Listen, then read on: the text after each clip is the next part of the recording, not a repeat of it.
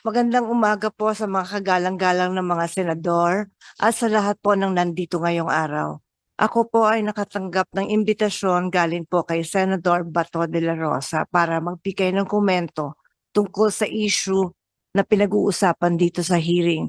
Unang-unang humingi po ako ng paumanhin dahil hindi po ako sanay sa mga ganito. Alam niyo po, first time ko na po talaga na makatanggap ng imbitasyon na humarap sa Senado. Nakakakaba at nakakatakot. Sa totoo lang po, hindi malinaw sa akin kung bakit po ako naimbitahan sa hearing.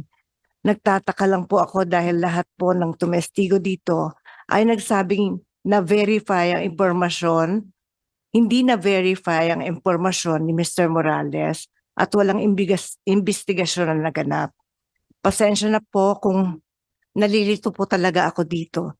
Gayunpaman, mataas po ang respeto ko sa Senado at sa mga kagalang-galang ng mga senador na nandito ngayon, lalo na po si Chairman Senator De La Rosa. Sa abot po ng aking makakaya, tutulong ako na sagutin ang inyong mga katanungan.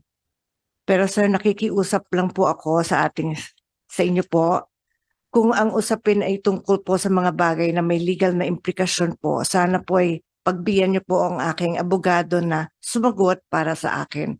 Na hindi man po ako abogado, sir. At sa usapang legal, mas nararapat po yata na ang abogado ko na lang po ang sumagot at magpaliwanag. Kung magkaroon man ho ng legal question, pinapahintulutan ko pong magsalita para sa akin si Attorney Agnes Maranan. Maraming salamat po, sir. Thank you, ma'am.